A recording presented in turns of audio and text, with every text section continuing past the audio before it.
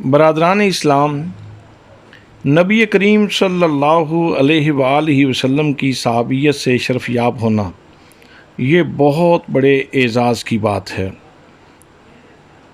صحابی کی تعریف کیا ہے؟ وہ شخص جس نے ایمان کی حالت میں حضور صلی اللہ تعالیٰ علیہ وسلم کی حیات مبارکہ میں جاگتے ہوئے نبی کریم صلی اللہ تعالیٰ علیہ وسلم کی زیارت کی ہو یا ملاقات کی ہو، اور پھر ایمان کی حالت پہ اس کا وصال ہوا تو اس کو صحابی کہا جاتا ہے۔ اگر کوئی آدمی کفر کی حالت میں زیارت کرے تو وہ صحابی نہیں بنے گا۔ اگر کوئی آدمی خواب میں زیارت کرے تو وہ صحابی نہیں بنے گا، اور اگر کوئی آدمی حالت ایمان پہ اس کا وصال نہ ہوا تو اس کو بھی صحابی نہیں کہا جائے گا۔ جب صحابیت کی یہ تعریف واضح ہو گئی تو اب ذرا آپ مرزا محمد علی جیلمی کو سنیں کہ وہ صحابی کے بارے میں کس طرح بدزبانی کر رہا ہے۔ آج کی ڈیٹ میں بھی اگر کوئی کسی صحابی کو اپنے علم کی بنیاد پہ کافر بھی ڈکلیئر کر دے، وہ یہ سمجھے کہ میرے نزدیک وہ کافر تھا، تو اس سے یہ نہیں ہوگا کہ ہم اس کی تکفیر کریں گے۔ صحابی ہونا کوئی بڑی فضیلت نہیں ہے، اصل فضیلت ہے لا الہ الا اللہ محمد رسول اللہ کا اقرار کرنا۔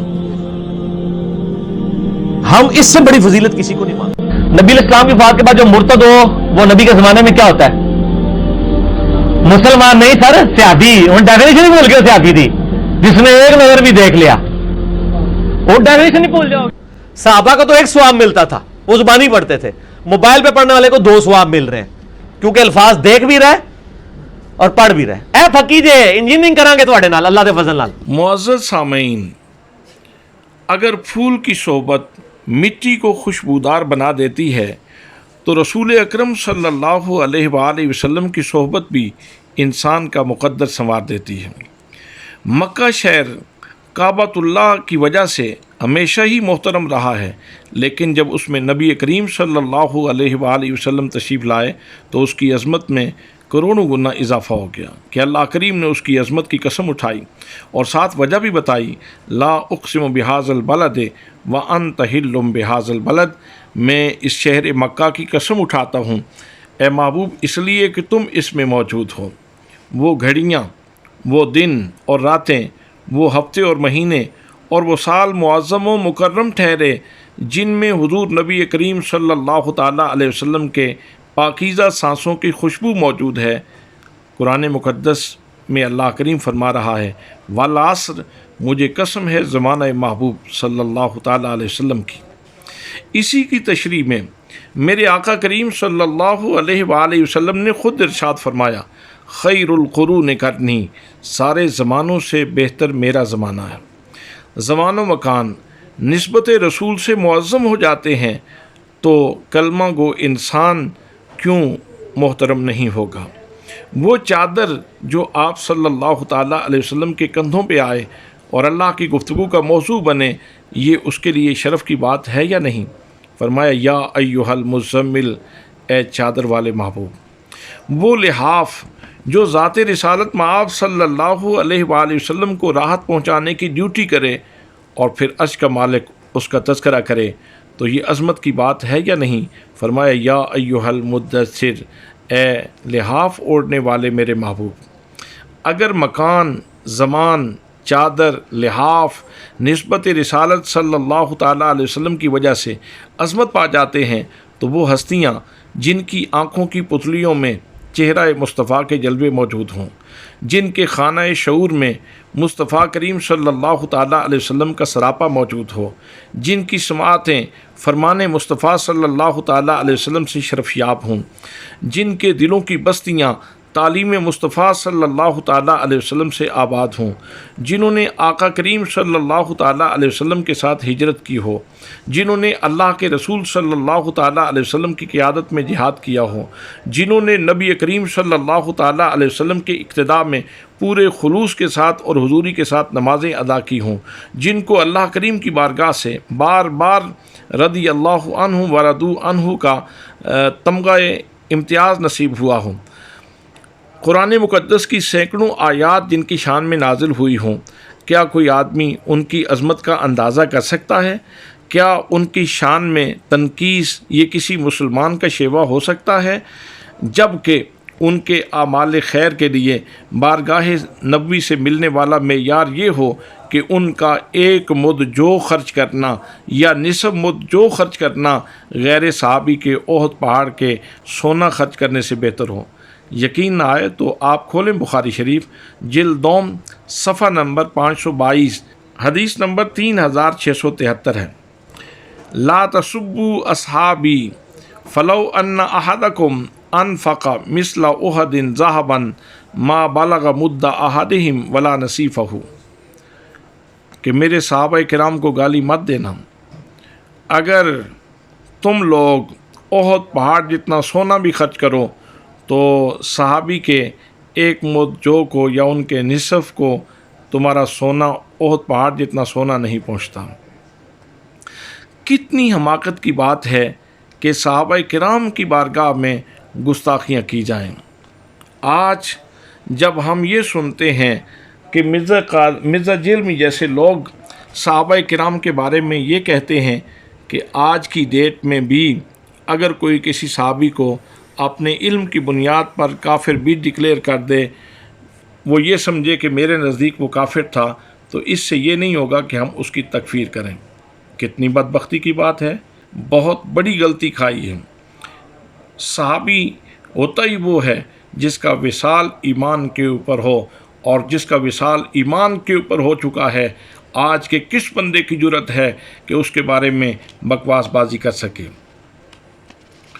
फिर कहता है कि सहाबी होना कोई बड़ी फजीलत नहीं है, असल फजीलत ला इलाहा इल्लल्लाह मुहम्मद रसूलुल्लाह का इकरार करना है। भाई ये भी कितनी हमाकत की बात है। ला इलाहा इल्लल्लाह मुहम्मद रसूलुल्लाह का इकरार करना यकीनन ये शरफ़ की बात है, लेकिन अगर ये कलमा डायरेक्ट बारगाह मुस्तफ़ा से मिले और सामने बैठ के किसी को ये शरफ़ नसीब हो और फिर इस कलमे के ऊपर उसकी मौत हुई हो, तो ये बहुत बड़ी फजीलत की बात है। सहाबी के बराबर बाद में आने वाला कोई भी नहीं हो सकता। और फिर मिर्ज़ा जिल्मी का ये कहना कि सहाबा किराम वो एक सवाब के मुस्तहिक थे, सहाबा को एक सवाब मिलता था। आज के दौर में मोबाइल के ऊपर पढ़ने वाले को 2 सवाब मिलते हैं, तो उसका पढ़ना सहाबा के पढ़ने से बेहतर है। ये भी इंतहाई हमाकत और इंतहाई खुब्स बातनी की दलील है। वही सहाबा किराम के तमाम मामलात में जो मेयार है वो ये है कि आम बंदा सोना खर्च करे और सहाबी एक मुद जो खर्च करे तो उसके बराबर उसका सोना नहीं पहुंच सकता। तो इसी तरह सहाबा किराम का तिलावत करना ये और शरफ़ रखता है, और आज के किसी मुसलमान का तिलावत करना ये और फजीलत रखता है। सहाबा किराम के साथ ये बराबरी करना और उनकी शान में तनकीस करना ये इंतहाई बदबख्ती और रिफ्स की अलामत है, और मुसलमानों को इनसे हर दर्जा कोशिश करनी चाहिए कि ऐसे खुबासा से अपने आप को बचाएं, अपने अकायद को बचाएं, अपने मामलात को बचाएं। ये 2 हदीसें आपकी नज़र कर रहा हूँ, इनको ज़रा ध्यान से समाअत फरमाइए। अन अनसिन क़ाला रसूलुल्लाह सल्लल्लाहु अलैहि वसल्लम, हज़रत अनस से मरवी है, उन्होंने कहा कि रसूल अकरम सल्लल्लाहु तआला अलैहि वसल्लम ने इरशाद फरमाया, इन्नल्लाह इख्तारनी, कि अल्लाह करीम ने मुझे मुंतखब किया, मुझे इख्तियार किया।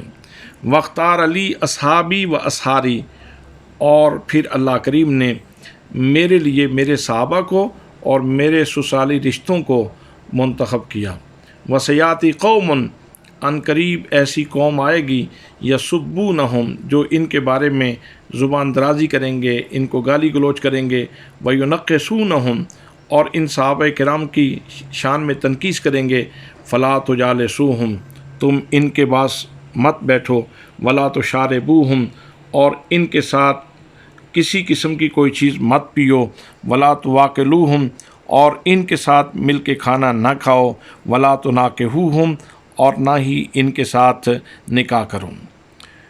किताब का नाम कंजुल उम्माल, सफ़ा नंबर 133, جلد نمبر 2 حدیث نمبر 2082۔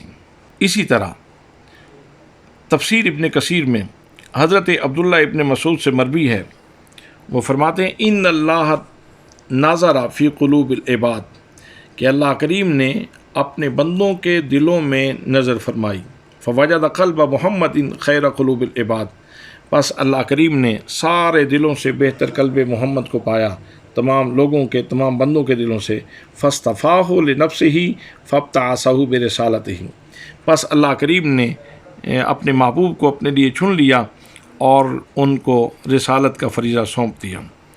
ثم ناظر فی قلوب العباد بعد قلب محمد صلی اللہ علیہ وآلہ وسلم، پھر اللہ کریم نے باقی لوگوں کے دلوں میں نگاہ فرمائی اور قلب محمد کے بعد فوجد قلوب اصحابہ خیر قلوب العباد، پس اللہ کریم نے نبی کریم صلی اللہ تعالیٰ علیہ وسلم کے صحابہ کو باقی بندوں کے دلوں سے بہتر پایا۔ فوجد قلوب اصحابہ خیر قلوب العباد، پھر سنیے اس کا ترجمہ، اللہ کریم نے صحابہ کرام کے دلوں کو باقی لوگوں کے دلوں سے بہتر پایا، فجعلہم وزراء نبیہ، پس اللہ کریم نے ان کو اپنے نبی کا وزیر بنا دیا، یقاتلون علی دینہ، اور وہ صحابہ کرام نبی کریم صلی اللہ تعالیٰ علیہ وسلم کے دین کے فروغ کے لیے جہاد کرتے رہے۔ تو وہ لوگ جن کے دلوں کو اللہ نے سارے لوگوں کے دلوں سے بہتر پایا ہے، ان کے بارے میں زبان درازی کرنا یہ کوئی شریفانہ عمل نہیں ہے۔